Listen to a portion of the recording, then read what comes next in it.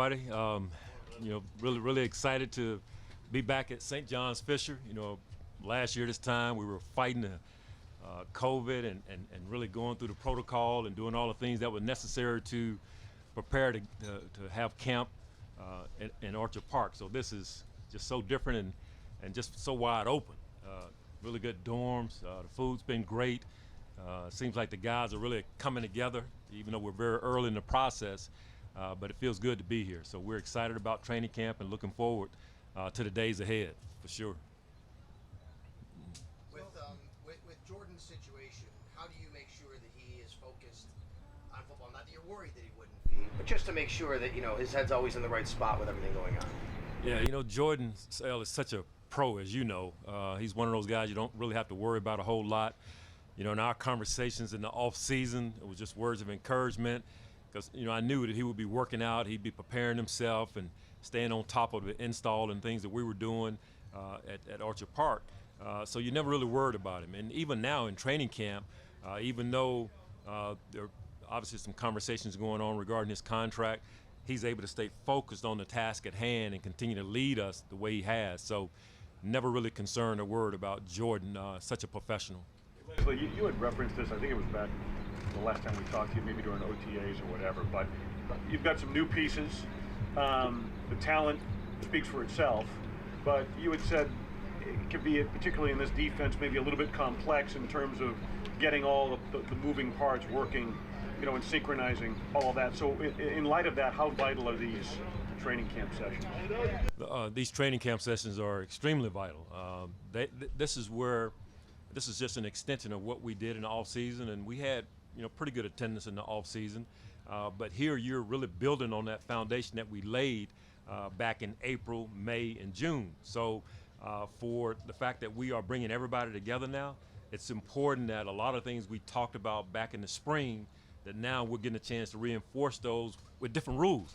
The rules in the off-season program are kind of prohibitive in some ways when it comes to what you're trying to get accomplished. But in training camp, the reins are kind of taken off and you can really get after it a little bit, being able to wear pads, being able to tackle, some of the things that we have to be able to do when we start playing games. So training camp is extremely important to any success we expect to have in 2022 as we're trying to put everything together.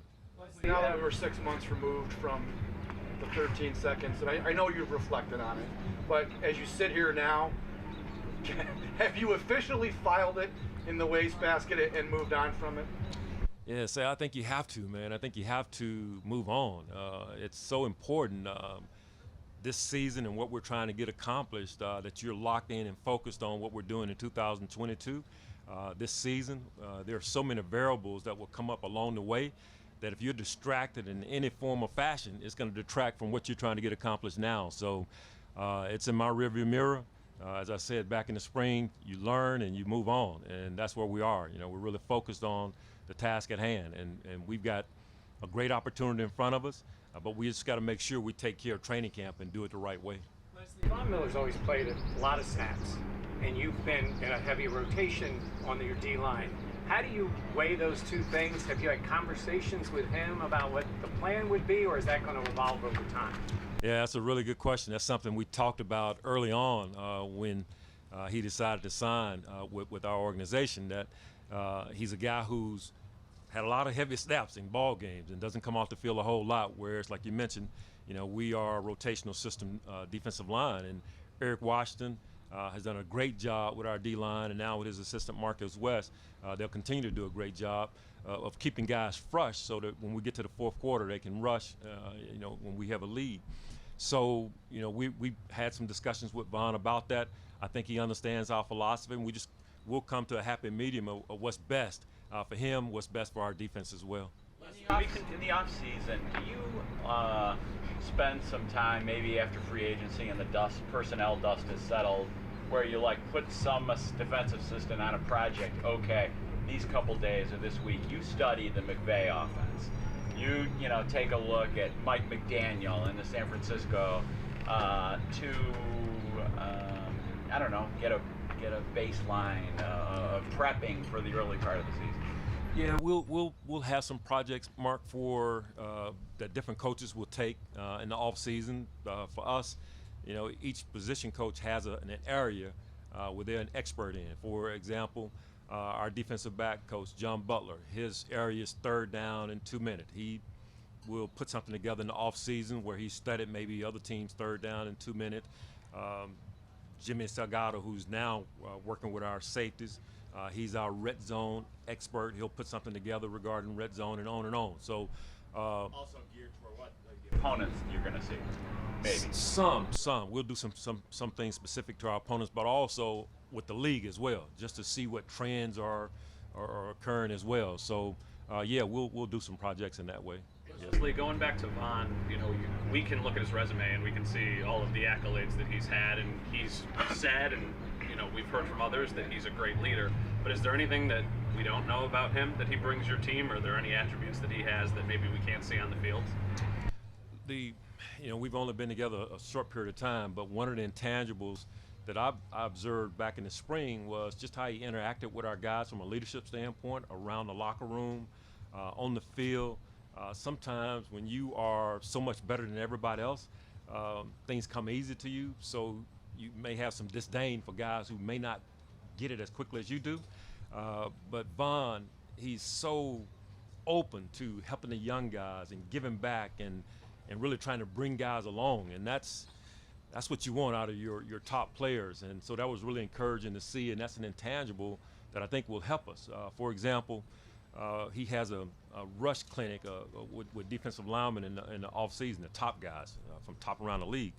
And he invited Greg Russo, AJ, Ed Oliver, invited those guys up there, and they had a chance to be around some of the great defensive ends and defensive tackles in our league. And that may not have occurred if he were not a part of our team. So moments like that, just giving back to our players, those are the intangibles I think that will help us be a better group. Leslie, you were somewhat uncomfortable with committing to Trey in his rookie season. And I know there's a hesitancy to throw rookies into the starting lineup early. What does Kaiir, in this sense, and to a lesser degree Dane, have to show you in the event Trey isn't ready for the season? Man, John, that's going back some years. Tre'Davious, as a rookie, he did a great job for us as a rookie, and I think Kaiir will as well. But there, always is some trepidation when you are a rookie and potentially having to start, especially at the corner position, where early on people are going to target you, and you have to be able to stand up early on, otherwise they continue. We're confident that he's going to play well for us. We're confident he's going to come along and grow. We need to see how he progresses throughout training camp, and he's excited for this opportunity. He's looking forward to it, but so are we. We're looking forward to watching his maturation over time, but we're looking forward to his progress. With Tre'Davious sideline, it almost forces extra reps, for Kaiir and Dane. Is that maybe a little blessing in disguise in the long run? Could be. You'd love to have a healthy Tre'Davious for sure, and out there getting his reps, but short of that, you're right. That means there'll be more opportunities for Kaiir, there'll be more opportunities for Dane as well, and even for some of the guys that are in backup roles, like a Tim Harris, for example. So they'll get more reps. So we'll get a chance to take a look at some guys, and the preseason will be good for that. What's the challenge of preparing, especially for a team like the Rams, going into the regular season, not knowing if Tre'Davious at this point will be ready or not, and trying to formulate and build this defense over the next month or so, not knowing if you'll have your number one corner or not? Yeah, it's for us, John. You really have to operate. You like to believe that Tre'Davious is going to make it, but you have to prepare in case he doesn't. So we're getting Kaiir ready. We're getting Dane ready. We're trying to get Tim ready. We're trying to get the other guys that are going to be playing the position ready, just in case. Ideally, we want Tre'Davious to be ready to go, but at the same time, we got to be prepared if for some reason he's not there. Leslie, with Tremaine Edmonds, he's going into his free agent year here. He has not been signed to an extension. Don't know where that's going to go, but I know you guys have loved him since day one.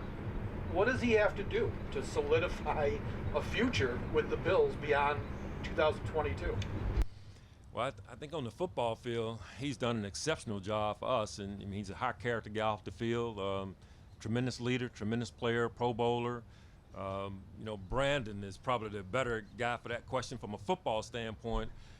You know, as a coach, you couldn't ask for a whole lot more. He's continued to, you know, grow and get better, and that's what you want to see out of your player, especially such a young player as Tremaine. I mean, he's still maturing, still growing into what he's going to become. So his best football is still ahead of him by, you know, and he has not reached his peak by any means.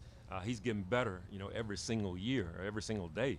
So just looking forward to him continuing to grow, and Brandon and Sean, they'll handle the contract part of it. How do you think the increase of like too high coverages against teams like Kansas City, you know, which saw it a lot more, and superstar quarterbacks, you know, how does that impact Tremaine's role, you know, given the fact there's one less person in the box some of the time? Yeah, you know, it seems there are some teams that are playing more split safety, well, you're right, to certain quarterbacks, and you almost have to do that with the way the game is you know, really changed when it comes to the passing game. But how that affects your middle linebacker, probably the coverage aspect. You know, it puts a little bit more on that guy from a coverage standpoint, but it also stresses him a little bit more in the run game, because now you don't have one of those safeties in the box as much. So you kind of look for a little bit different linebacker than you did 10 or 15 years ago because of the way the game has evolved. So I don't think that's necessarily a bad thing if you have the right middle linebacker, and I think we do. Going back to Tremaine, I know the last 2 years it's been, he needs to improve his big plays, those splash plays. Is that something you can teach? Is there a drill for that? Is that something you can work on, or is that just something kind of like a clutch gene, like you just either have it or you don't? Can that be taught? I think it can. I think the more confidence you gain and the more opportunities that are presented, then you make those plays when those opportunities are presented. And you really have to visualize yourself being in those positions to make those plays. Tremaine is capable, and he's going to make those big plays for us this season, which will help, you know, propel us to another level. So, yeah, I think you can grow into that, mature into that, and become that type of player for sure. Looks at some injuries in Arizona. What did you see from him there on tape as you were scouting out for free agency, and what have you talked to him about how he can, you know, be what he was when the last time you had him? Well, you hit the key for us, Mark. When he was here, he was such a dominant player for us. I mean, he was right on the verge of being a double-digit sack guy in the interior, which is hard to do. And so we want to capture that. We want to recapture that and get him back to that place. And he had a great spring for us. He did a terrific job this offseason away from the building. He came back in great shape. Talked to Eric Schiano, our strength coach. When we did the conditioning test, Jordan was off the charts, and saw him this morning in the weight room. He's the first guy in the weight room this morning on our team. So his mindset and his focus is where it needs to be. So we expect someone similar to what we had a couple years ago when he was here, or even better, with his focus and his attention to detail. So I don't think there's a whole lot that we have to say. It's just a matter of him going out and doing what he does. He's more than capable of dominating games. Leslie, it's so rare to have two safeties, 5 years, almost never come off the field to play together so much. Now you have Jaquan in his 4th year. Josh Thomas has been here. Is it almost like a catch-22 to evaluate and develop those guys? Because, yeah, you love what you have in front of them, but you're also, they've been playing now, they haven't really had a lot of time.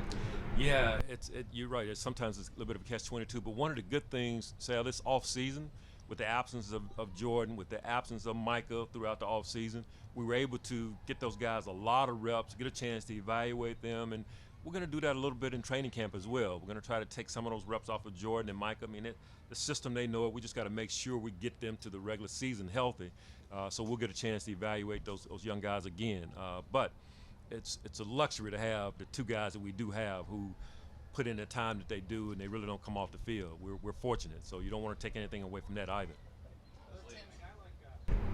When a guy like Jair comes from a football background, can you tell in his maturity, can you tell, will that help in the rookie curve, something like that? I think it will. I was talking with one of our coaches about that just yesterday, and then one of our scouts as well. His maturity when it comes to his work ethic, and I think some of it has to do with the fact that his dad played in the league, and he has an uncle, Matt Elam, who I had a chance to work with in Baltimore, played in the league as well. So he comes into the league with an awareness that some rookies might not, and his work ethic has been off the charts. Very, very smart player, but tremendous work ethic. And when a guy works as hard as he does and is as smart as he is, you feel like he has a chance because he's a talented individual. Now, you got to gain the experience. You got to get out there and put him under the fire and let him deal with some of the ups and downs of playing corner. But I think he is ahead of the curve because of his background and what he's been surrounded by. Leslie, it's less of a big role than what Kyer is going for, but Terrell Bernard is going to be going for that primary backup spot. What do you need to see from him to trust him for that big spot behind Matt Tremaine? Yeah, I think, Joe, with Terrell Bernard, he's playing behind two really good guys, and then you got Terrell Dotson vying for a spot as well. For Bernard, the big thing will be coming in and learning the system early, and then just getting to the point where you can practice fast and gain. And as a coaching staff, we can gain confidence based on what we see him do in the preseason. But learning the system, that's probably the big thing for him early on, and getting acclimated with his teammates, gaining their trust as well as the coaches, and then going out and making plays when you have an opportunity, and not worry about where I am on the depth chart right now. Just focus on learning the system, getting to the point where I can practice and show what I'm capable of doing. In terms of what you're talking about, Really like what we've seen so far. In college, he was a playmaking guy, a little bit undersized, but found ways to make plays. Really good blitzer, got his hands on a lot of balls, and we're seeing the same thing in the OTAs this offseason. We saw it yesterday in our first practice around the football, just very instinctive. So some of those things we're seeing now, and we just got to continue that once we get the pads on. Does he remind you at all of Milano? Because of the size. I mean, Milano was an undersized linebacker. Is he any similarities there? There are some. Got to see him more at this level. Matt is so unique because of his ability to be able to cover, the top, tight ends in our league and be a great blitzer and all the things he can do for our defense. So, but size-wise, there are some similarities. The instincts, you can see it, it's there. But we just got to learn a little bit more about the coverability at this level and see how he handles some of the matchups out in space. Is 223 undersized anymore in the NFL, or do you not consider that undersized anymore? It a little bit of it depends on your stature, because now, that position has become like a hybrid position. You're slash safety slash linebacker. It's not like it used to be. So a little bit of it depends on are you a linear guy or a guy that's a little bit stouter but yet can still move. So depends on how the 223 is distributed. Tip Settle had a fun play yesterday. What have you seen out of him since y'all brought him in? Yeah, you're right, Captain. There was a fun play. We showed that in our defensive meeting yesterday just to highlight the importance of scoring on defense. So it was really good to see. Tim is a gregarious guy, outgoing. You're never going to sit in a room and not know he's in the room. That's one of the things we've learned about him. But he's tough. He's hard-nosed. He's a guy that's going to win his one-on-ones, and we're looking forward to seeing the quality addition he's going to be to our defense. But to have a stout, tough guy inside with good size, that should really help our run defense. So we're excited about having him. Season, specifically at the quarterback position in the AFC, there was a wealth of quarterback talent added, and the offensive prowess that many of these teams have.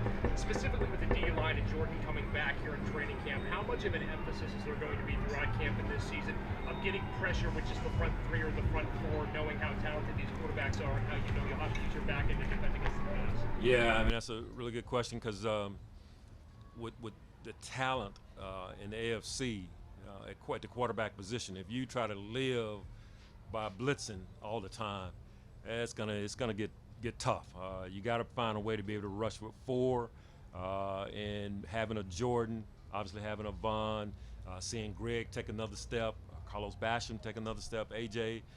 Those are guys that we're counting on to really help us in 2022. Then you have a DQ inside. He's going to help us. Ed had a terrific year a year ago, building on that, but your point is well taken. Being able to rush with four, that will change a lot of things when you don't have to always bring 5 or 6 and expose your secondary. Yeah. All right, thank you.